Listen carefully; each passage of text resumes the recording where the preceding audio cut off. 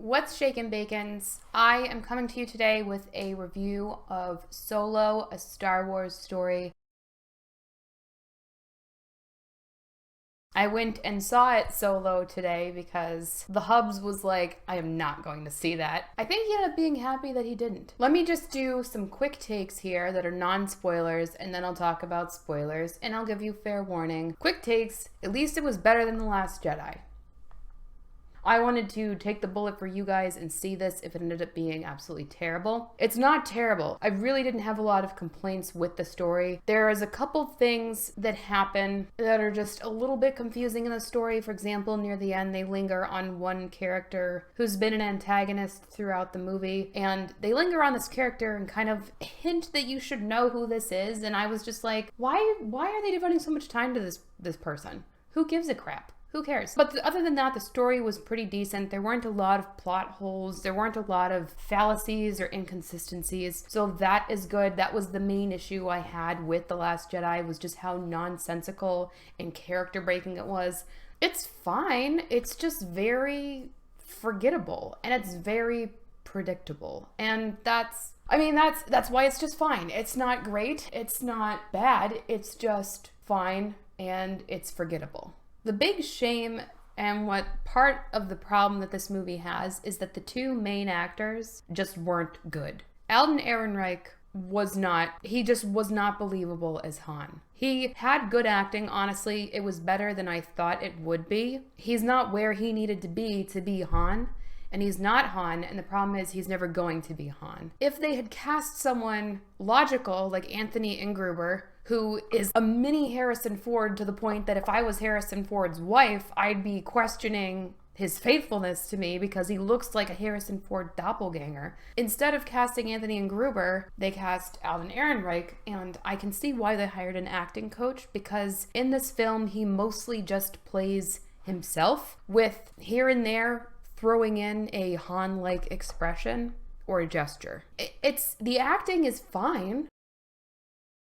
He is just not filling the characterizations or the main facets of who Han recognizably is. And the other actress that was not great, which I was really rooting for her, was Emilia Clarke. I will say this, she was better than she was in The Last Terminator, which was bantha poodoo, quite frankly. I'm starting to think she's a one-trick pony, because in Terminator, I was thinking, well, that movie, the last one, was just terrible all around. I thought it was poorly written. I didn't agree with the casting choices. It was bad. It was a bad Terminator movie. I was defending her. I was like, you know what?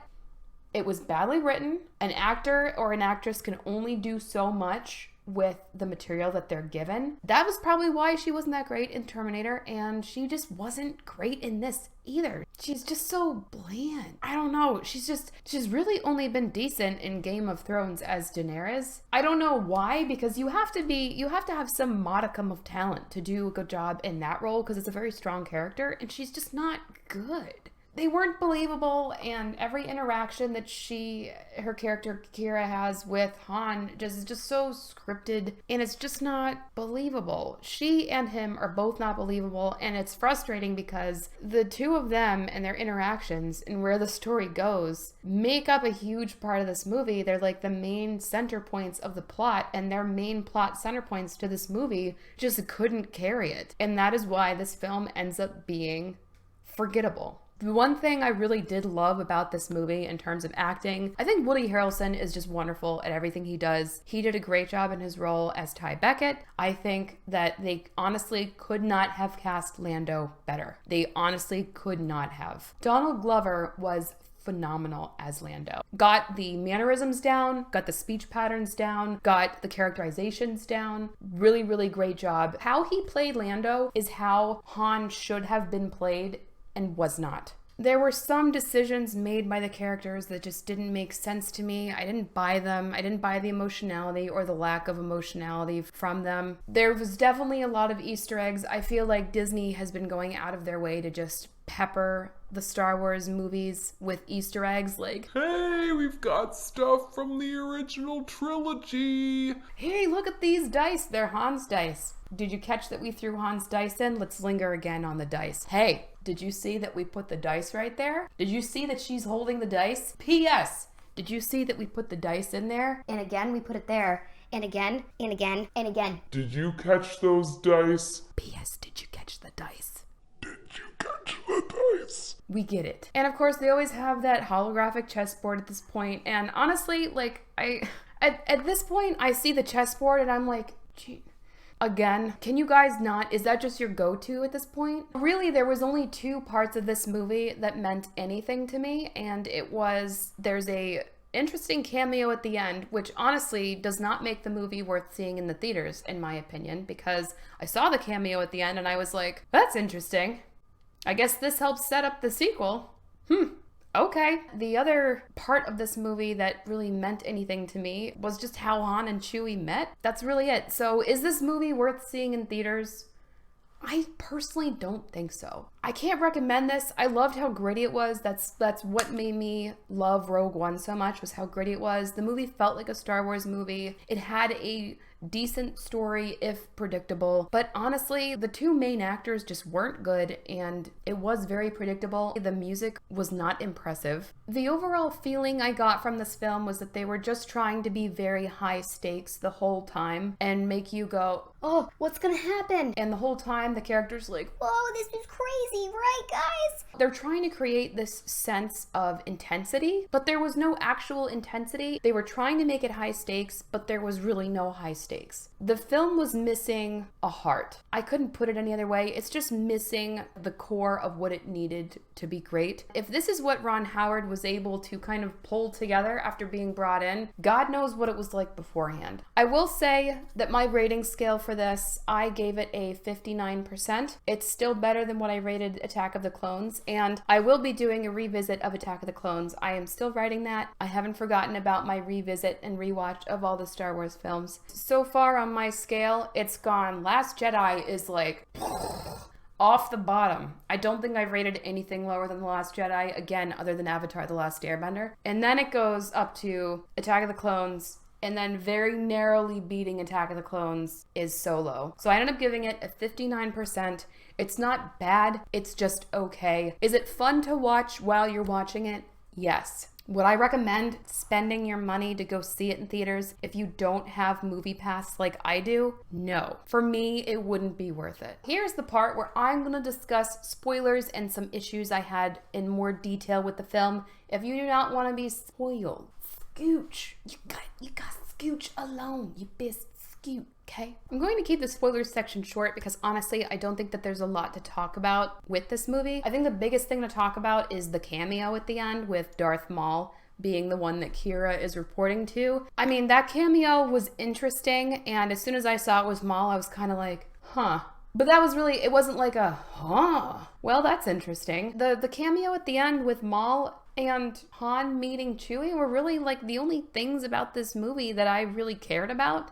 Like I said, nothing about this film was really high stakes. The 2 main actors were just meh. I will say, I liked Vision as Dryden. I thought it was really interesting how his tattoos darkened whenever he got mad or whenever he attacked. And I know at this point, if you've watched my channel, you probably heard me talk about the Dresden Files, but I can't help but mention it because that reminded me so strongly of a character from the Dresden Files where the tattoos darken when they're angry or when they're attacking. Dryden even sounds like Dresden, and I was kind of just very strongly reminded of it. Part of me wonders if someone was inspired or influenced by the Dresden series for that character. I really liked him as an antagonist. I was worried they were gonna bring the Hutts in, you know, at the end, you hear Han, he's gonna go off on a trip to find a gangster on Tatooine, which is Jabba the Hutt. They lingered a lot on Enfys Nest and the Cloud Riders. I think the idea was that they started the rebellion with the coaxium, but they lingered on her so much, it was like, are we supposed to know who this is? Or are we supposed to care? Because I don't remember this character at all, and I honestly don't care.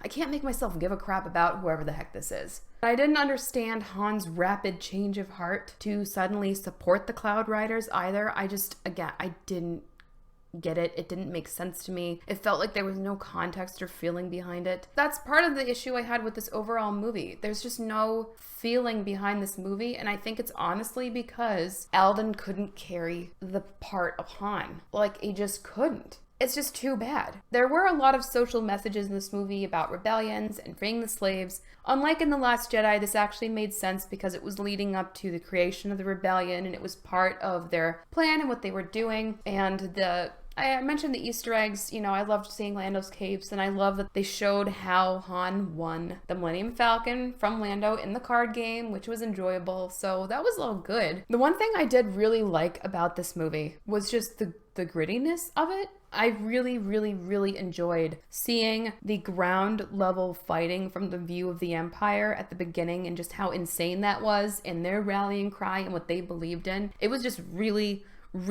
an interesting part of the movie to watch. I'm glad they didn't go overboard with the humor. There was just enough so that it still felt like Star Wars. And I really did not like the weird kind of pseudo opening crawl that they had, because they were like, look at Star Wars. But we're not part of the main storyline, so we're not gonna have an opening crawl, but we're sort of gonna have an opening crawl, but it's not really gonna be an opening crawl, okay? We are different, damn it, we are different. The opening crawl that they did, which wasn't even a crawl, it honestly looked like something that like a 12-year-old would do when they were teaching themselves how to do basic video editing software for their first YouTube upload. It just felt lazy to me. And it was just, I mean, overall, guys, this was just so predictable to me. It wasn't a bad movie, but it was so predictable. Like, I was like, oh, they're gonna join up with Ty Beckett. Oh, I bet this is when they do the Kessel Run. Yep, there he went. He said Kessel. Okay, so I was right. This is the Kessel Run. Oh, all right, well, that droid's gonna die. Oh, look, L3 died. Oh, can't make myself care. That's the problem. I just couldn't make myself care about the story, and I don't know if it was because of the main actors not being able to carry it, or if it's because at this point, honestly, The Last Jedi has completely like murdered any happy feelings I have about this series going forward. Unless there's a Ewan McGregor Obi-Wan movie. Seeing Maul introduced here makes me wonder if they are tying it in with the potential Obi-Wan film when it comes,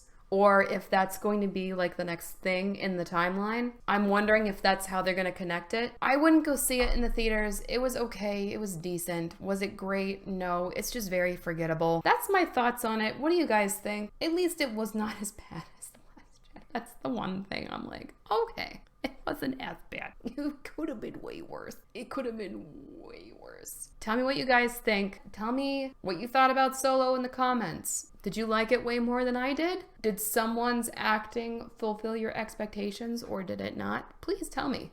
What was your favorite part? I'll catch you guys later.